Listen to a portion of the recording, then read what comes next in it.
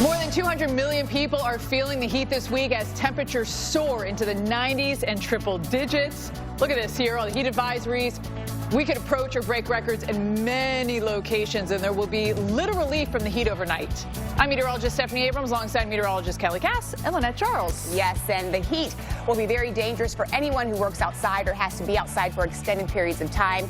Breaks in the AC and hydration will be crucial for the next couple of days. It will. And guys, this heat also fueling severe thunderstorms. We had it over the weekend, and today we're watching out from the Midwest to the Northeast. Plus, all this rain and moisture could cause more major flash flooding. We saw that yesterday in upstate New York. It's all going around the ridge. Exactly. We'll explain what that means. Those ridge riders, for sure. All right, well, thousands trying to beat the heat. You have to. And now we have this extreme heat. So on one hand, you're like, yay, bring on the heat.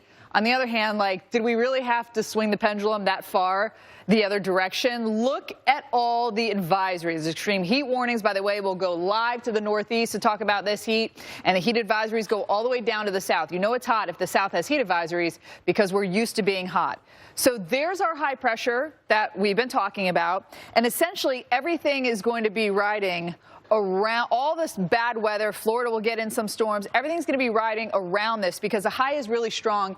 Until about Thursday, that's when we're going to start to see the ridge break down for us. So here are our temperatures right now. New York already at 81 degrees. That's essentially where we should be in the afternoon hours this time of year. And our dew point temperatures in the 70s. So it is hot. It is humid out there, and our heat indices are going to be above 100. Philly, D.C., it's going to feel like 109. Chicago, you're still hot. It's going to feel like 102. Syracuse, Burlington, over 100 as well. D.C., the problem is, as we go into the overnight hours, look around 7 o'clock. I know that's not quite overnight. When the sun's starting to set, it's still going to feel like 106 at 7 p.m. So this is bad because it is going to feel so hot for so long. Notice Philadelphia by 8 a.m., 90 is going to feel like 97 by 9 a.m. And we are going to get in that 108, 109 range. And 7 p.m., it is still feeling like 107. So you never get a chance to cool off. Tomorrow, more of the same. Indy feeling like 100. Pittsburgh as well. 101 in Atlanta. Nashville 103. Look at Raleigh feeling like 110. D.C. feeling like 111.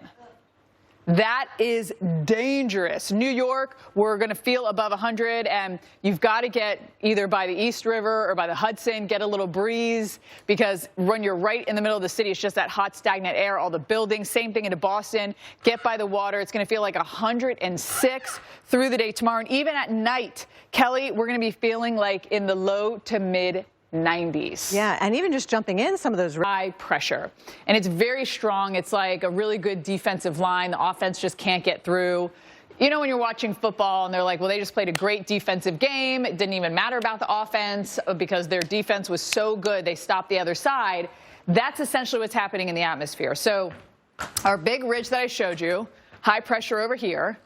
And then what it's going to do is stop the storms from coming east. Now, we are going to see as we head later in the week, the storms will start to kind of eat away at that big, strong, high pressure and degrade it a bit and start to weaken it. But for now, we are going to see everything kind of go up and around it. Notice the temperatures, too. Can you say cold front? Minneapolis, Omaha, Wichita in the 80s. Behind it, look at Rapid City at 45. By the way, where did I see snow this weekend? It was Montana. I was like, I know I saw snow somewhere. So showers and thunderstorms here as well. Notice also the dew point temperatures and the wind shift. Dew points ahead of this, 60s and 70s, behind it into the 40s. So huge difference. And with that, we do have a severe thunderstorm warning here into the Arrowhead of Minnesota. Watch out for those gustier winds, 58 miles an hour or greater. And as we go through the day, we're going to see some of those stronger winds and some of these stronger thunderstorms. But notice how they get blocked. They just can't break through. They do bring us showers and thunderstorms here throughout Minnesota, into Wisconsin, Iowa.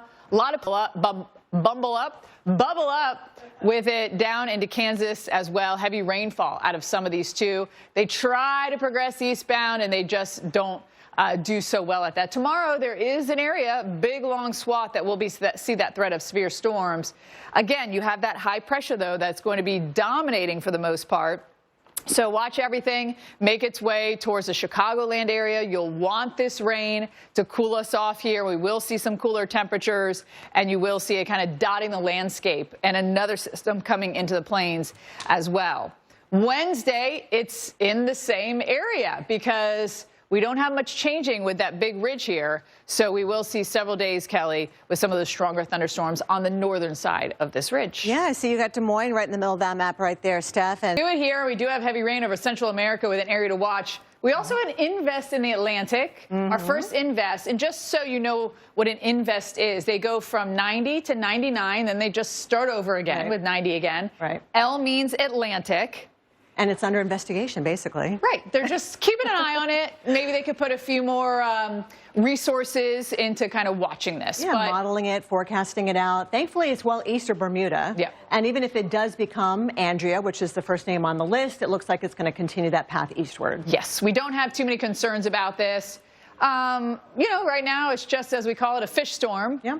And again, as Kelly mentioned, it is headed west, maybe bringing some waves to the Azores as it goes in that direction, even just the thunderstorms. I mean, it's definitely trying. We'll see if those showers and storms kind of congeal around that area of low pressure. In the meantime, June, now we're going into July, of course, after next weekend. Which is crazy. I know, it's crazy. All the dots represent where storms have happened before. The majority of those are close to home. And the problem with these is when they develop close to home, they make landfall very quickly, so you don't have as much time to prepare versus when they start well out in the Atlantic. But there's Andrea, Barry, you know, we go down the list all the way to Wendy. Yeah. A lot of people always look, see, is my name on the list? Your name's not there. You're Sebastian, not Stephanie. Yeah, by the way, it's boy, girl, boy, girl. You may notice the theme here. Plus, they get reused every 6 years unless they're retired.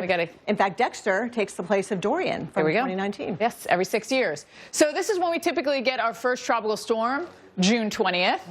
I don't think we're going to get that. Hurricane August 11th, major hurricane, which is Category 3 or higher. That's not typically until September. Late August, early September is when we kind of peak out with our hurricane activity. And there's your point right there. Yeah. Tropical storms, hurricanes, and remember the season goes all the way through the end of November. That it does. Lynette, chance of development for this system, but thankfully it's heading away from the coast. Yes, that's some wonderful news. So let's have a look at what we are dealing with here in the not only Midwest, but Northeast and in the South as well. We do have extreme heat warnings, heat advisories, basically anywhere you see a red, a pink, dark red color. I specifically wore this dress to match the maps. No, I didn't at all. But it does. Basically, we have heat warnings that are coming your way. Big high pressure. Right underneath this high, the air is sinking. You have the sunshine. That's going to give us a lot of heat. The jet kind of flattens out a little bit as we head into tomorrow, but this high pressure still basically dominates until Thursday. That's when it will start to get broken down. So today, as I mentioned, anywhere you see the red, the orange, the pinkish, it's not good. Today, it's going to feel like 110 in Philly, 108 into Washington. Remember, right under the center of the high is where you have the hottest temperatures. Chicago, we're going to go live to Chicago in a little bit. I was just looking at the water temperatures in Lake Michigan. They range anywhere from the upper 50s or mid 50s to the upper 60s. So it is quite cold there. That really could leave your system shocked if you jump in that. Here's a look at some of the records that we'll break today. Not a great sign if we're breaking records from just last year. That kind of tells us that things are accelerating with the climate and getting hotter and hotter, faster and faster. But if we have a record standing from the late 1800s, Kelly, that's understandable that that gets broken, right? But I don't like when we break records that we just set. That's not a great sign. By the way, today's National Hydration Day. Oh, is it? How appropriate. They were above by like 8 inches or something like that, just slightly above average. So they got the right amount of snow this year. Well, as we know, snow can kill people, whether it's driving in a car, if you get stuck outside in it, it can be very deadly. And a lot of people, you say, what kills the most people when it comes to severe weather? A lot of people might think tornadoes, hurricanes. It's actually heat is the #1 weather-related killer. This is a 30-year average. 238 people die per year due to the heat. And, of course, the temperatures get really hot, and your body just cannot regulate itself. So there is heat stress, there's heat stroke, and we look at the heat risk across the country during times like this, and these are the parameters that are looked at. Essentially identifies when the temperature is going to cause an elevated heat stress to your body, specific thresholds that the CDC uses, and also the time of year, duration of heat. It puts it all together to get our heat risk. And as you see, we are in extreme heat risk from parts of the Midwest all the way into the Northeast as we go through the day today, because our heat indices are above 100 for everybody, from Green Bay to Detroit, New York. Look at Philadelphia, 110 is what it's going to feel like. Tomorrow, we are still seeing that extreme heat risk. Notice that it goes down a little bit in Chicago as that high gets a little bit squished down, but we're still going to feel that extreme heat, Kelly. Look at Boston, 106 is what it's going to feel like tomorrow. Right on the water. On the water, yeah, which obviously makes sense. June 1st is when that has all kicked off. We've been above average here in the Eastern Pacific because we had the MJO, which gives us some extra lift.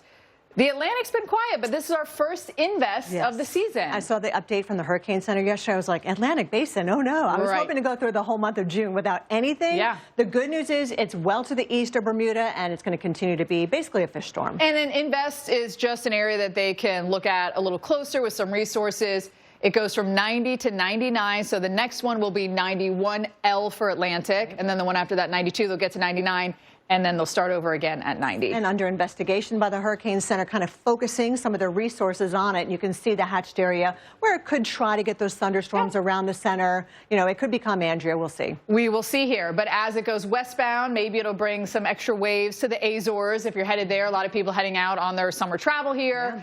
Typically, this time of year, we see the bulk of the development closer to the coast, which means you have less time to prepare. So you should be prepared now for hurricane season. Get your box ready with your non-perishables, your first aid, maybe update some paperwork that you need, and keep it on extra hard drive. Look over all the insurance papers and, you know, just have everything ready to go so you're not in a rush when something does happen. Of course, the first name is Android. We haven't done it yet. Remember, last year, Beryl happened so early in the season. Cat 5. So, I mean, every season is different. Beryl was an extraordinary storm, and the names all the way go through Wendy, and then if we get through those, we will have a supplemental list. Typically, we get our first tropical storm June 20th. We're past that now, which is great. First hurricane, typically, it doesn't happen until August. Major hurricane September 1st as we get toward the peak of the hurricane season, which is September. But I always think about Andrew, which came in late August. You know, that was our first named storm of the system, late August, and it just crushed South Florida as a Category 5. And the season goes all the way through the end of November. Lynette? All right, we always say it only takes... Well, more than 200 million people are feeling the heat this week as temperatures soar into the 90s and the triple digits. We're going to be breaking records for the next couple of days in many locations that you see on the map right there. There will be little relief from the heat as well as we head into the overnight hours. I'm meteorologist Stephanie Abrams alongside meteorologist Kelly Cass and Lynette Charles. Yes, and the heat will be very dangerous for anyone who works outside or has to be outside for an extended periods of time. So make sure you take the breaks in the AC. Hydration is going to be crucial over the next several days. And that heat also providing fuel for severe storms. We had plenty of that over the weekend. Now we're watching the storms fire up from the Midwest into the Northeast. Plus, all the rain and moisture could lead to flash flooding in some areas. Yeah, we're definitely going to continue to watch that. But in terms of the heat, we have to get some shade.